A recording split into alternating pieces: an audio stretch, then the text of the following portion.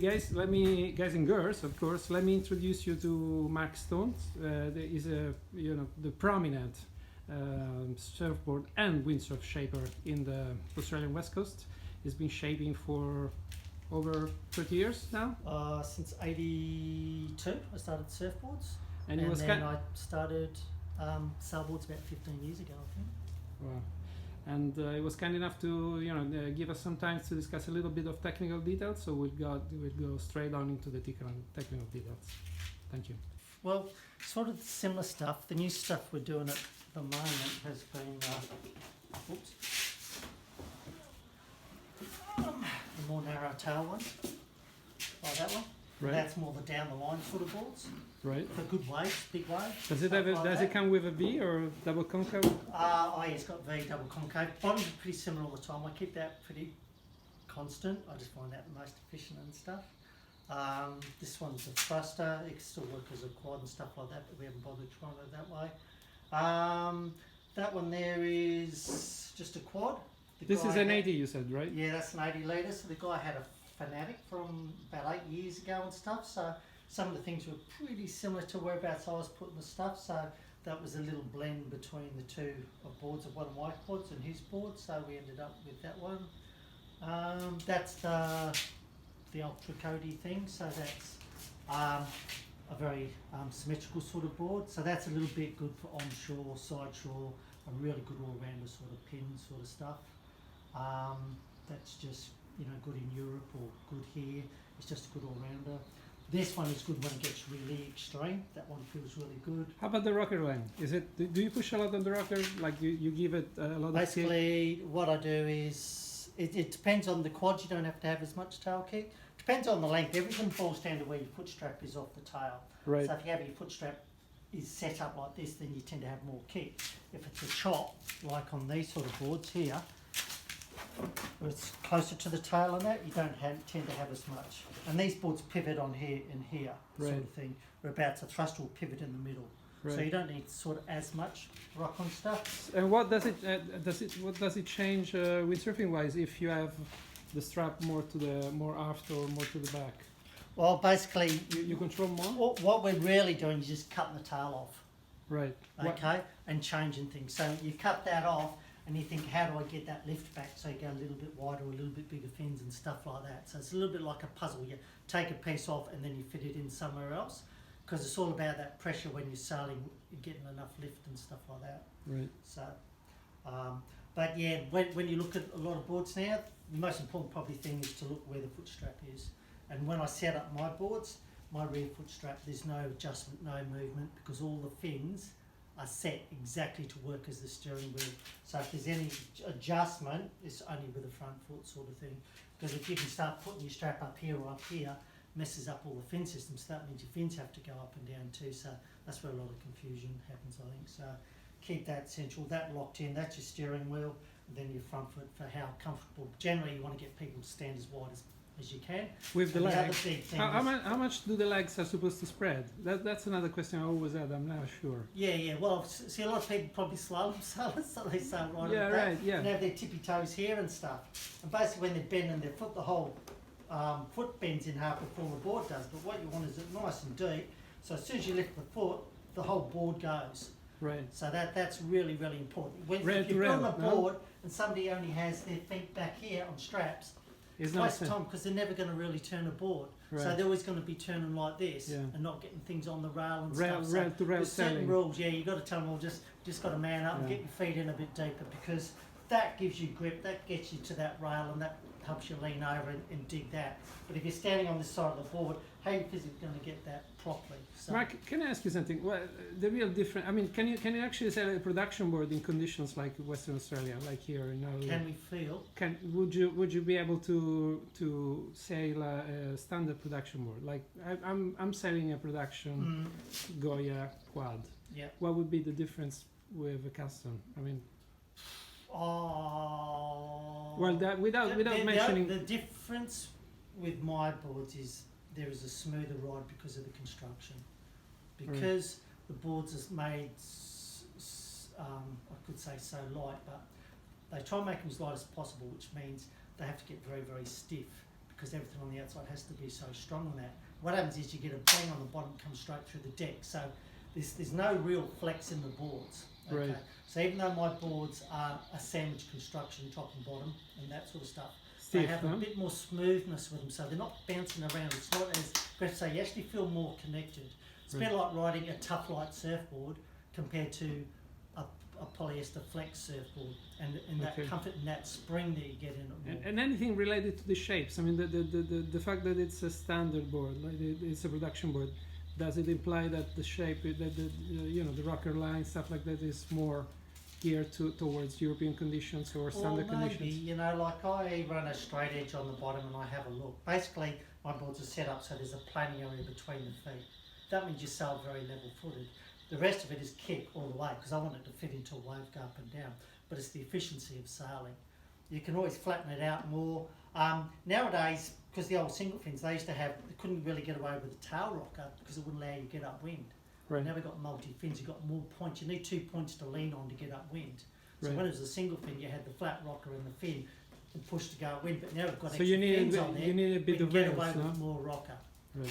We can get away with more rocker because you've got fins, 2 things to push on, which helps you get upwind and that. So that allows things more the SE sort of, so more connection through the turns and all the rest of it and stuff. Speed wise, I mean, everybody's different. Depends on their background. Some people are skiers and some are surfers and some are speed slalom sailors and that. So that always influences what they want to do and how many people can truly surf really well, let alone go on the opposite tack or just say like I'm a natural surfer, but to learn to go goofy was a real challenge at 40 years old, you know what I mean? Yeah. So, but I understand, bending the knees and getting the thing of that. So there's lots of things in your head. When they're really young, they can learn to go both ways. It's great, but as you get older, Right. so it isn't a natural thing, one side's more natural to you than the other, of course, so, but I mean, it's all sort of fun and that.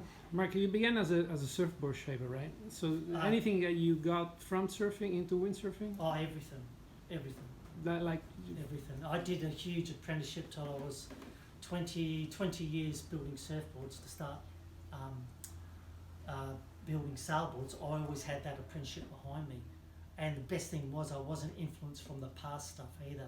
So I just kept on breaking rules and trying this, trying that. And I'm the sort of guy who will go out on a board. If it's not right, I'll come and adjust the fins. I'll do this, I'll do that. Come back here, do something, then go back out again until I get it sort of feels right sort of thing. Because I can't sleep, I can't rest until that feels good. So the challenges of bringing in the multi-fins to start off with and that. And then doing the really sort of short surfboards too. This sort of stuff here, just pushing the boundaries as far as you could go, sort of thing. So how would that be better with that kind of board? Oh, fits in the car really good. What's that? Fits in the car really good. Okay. It's fantastic, But the reality is this shape here is basically the airwave. So all you do is put a little bit more nose on it. Right. And suddenly it's a more functional shape.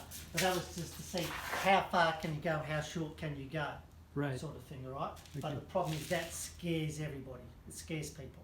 Well, yeah, it's a funny shape to look at. It is, and that looks like a monster. 10 years actually. ago, that was a funny shape to look at. Yeah, you're right. A normal board, this was funny shape to look at 10, 12 years ago. Everything was a funny shape, but now you put them next to the surfboards and stuff, and I mean, Pintail is not. it almost blends in, with the surfboards that are in here. Everything does. So that's what I love about it all now.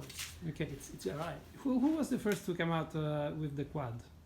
Do you have an idea? I mean, I remember Cowie said pulling up. I had Tiesta ring me up because I contacted me and said, "Oh, Mark, what do you think about quads?" And I just shook my head and I went, "Oh, what a fucking can of worms that is," because at that stage, quads always had a lot of tracking problems and that with surfboards, and I hadn't spent a lot of time on them. They come and go over the years and stuff like that. Don't you think there's lower by chance? Would you say that there's lower because you got so many fins? No. The issue was tracking problems with quads. Getting 4 fins on a board, aiming in the right direction. That basically aren't going to lock because the quad was always great for the bottom turn, but when you hit the top turn, it would tend to lock up and stuff.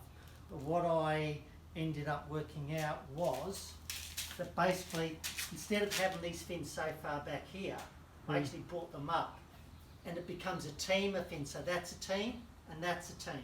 And once you think of that as a team, 2, like a drivey twin fin, Right. instead of 4, then it starts to make sense, because you think you're pivoting here, pivoting there, it's good. But if you take these further back, it's good through the bottom, but you hit the top and sometimes it'll grab and stuff. So I had my little formula of how all these fins relate. So now there's no tracking problems there. But of course it takes time to work all that out and to do all that. And it was probably about 1 or 2 years till I was really sort of with the surfboards and with the things that I actually felt pretty confident, and it suddenly made sense. I said, yeah, I like that. Mark, you've been extremely kind. Just one last question: 3 fins versus quads, which is the all windsurfers kind of big questions. Should you? They're both fantastic, but What the thruster, right, when it's really good down the line, right. the thruster is the morning of the earth feel. Okay. That's when you're connected, you're drawing your lines, That's you're what going Robin up and down, and it's a fantastic feeling. That's what Robin Ash was Quads. sailing 20 years ago, right? So we got back to the beginning. Oh, who knows?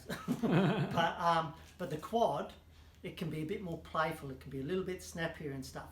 But what the quads do is they allow you to get a bit wider tails and stuff like that sort of thing going on and that. But you can start to change the fins, change the flex, so you get it to feel more like a thruster too.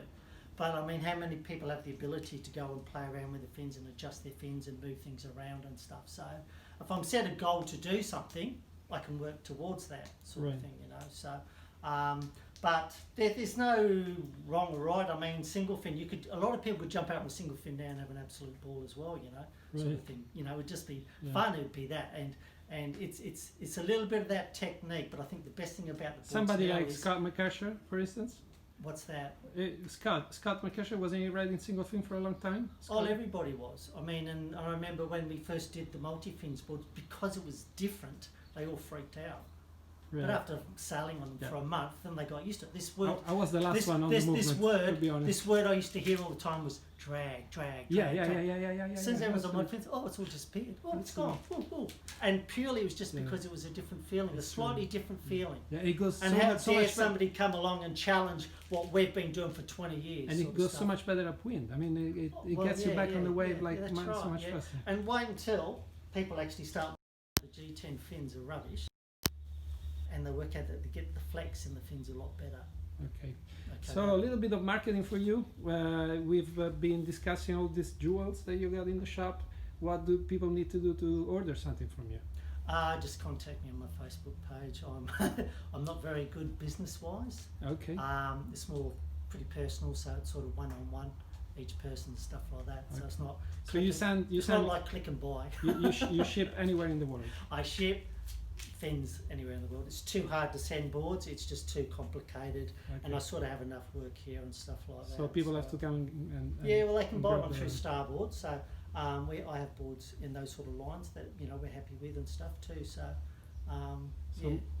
Excellent, Mark. Thank you very much. Oh, that's okay. Thank you very much for your time.